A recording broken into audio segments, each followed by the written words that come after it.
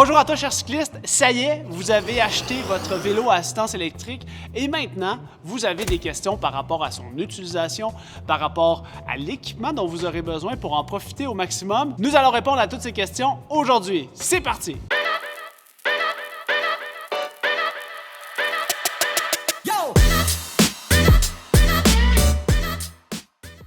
La question qui revient le plus souvent, une fois que vous avez procédé à l'achat du vélo électrique, c'est comment je fais pour transporter mon vélo électrique?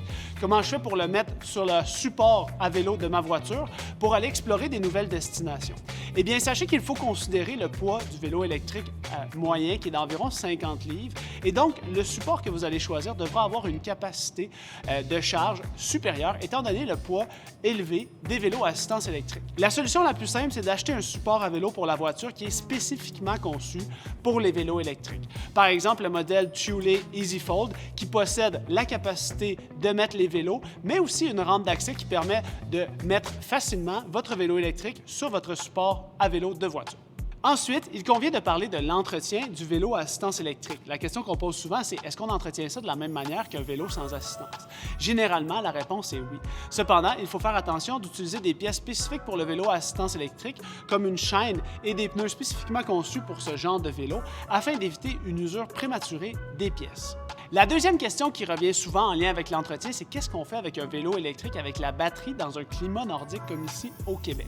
Eh bien, c'est très simple. Retenez que l'idéal, c'est d'avoir le vélo et la batterie qui est complètement chargée à l'intérieur de la maison, au sec, à la température pièce. Par contre, si vous n'avez pas l'espace pour le vélo, gardez la batterie à l'intérieur complètement chargée à température pièce. Votre vélo, lui, peut être à l'abri des intempéries dans votre garage ou dans votre cabanon. Pour conclure la partie entretien du vélo, sachez que si vous planifiez transporter votre vélo durant la saison hivernale, il convient idéalement, pour préserver les pièces et l'intégrité de votre vélo, de mettre le vélo à l'intérieur de la voiture lors du transport pour éviter la corrosion avec le calcium et la neige sur les routes. C'est vraiment pas recommandé de mettre son vélo sur le support à vélo à l'extérieur durant l'hiver. Je vous entends déjà réfléchir avec la question, est-ce que mon vélo, par contre, lorsqu'on a des intempéries, qu'on a de la pluie, de la boîte à l'extérieur, est-ce que mon vélo électrique est affecté? La réponse, c'est non. Comme un vélo sans assistance, il convient par contre d'entretenir votre vélo de manière adéquate pour éviter la corrosion sur les pièces de vélo comme la chaîne et la transmission.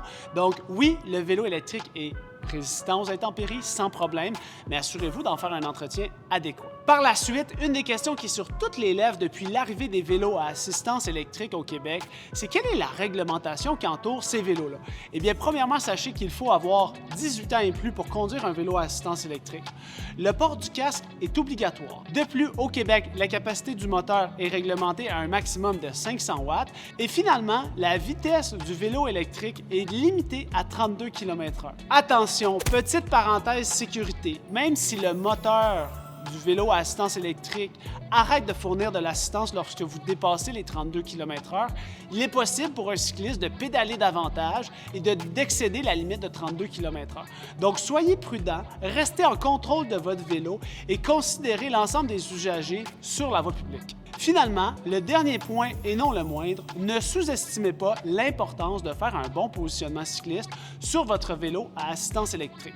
En plus de vous procurer du confort, le positionnement cycliste vous permettra d'avoir une aisance de pilotage sur votre vélo afin d'assurer votre sécurité et votre plaisir à rouler. Sur ce, je vous souhaite une excellente saison cycliste, profitez du beau temps et allez explorer des nouvelles destinations.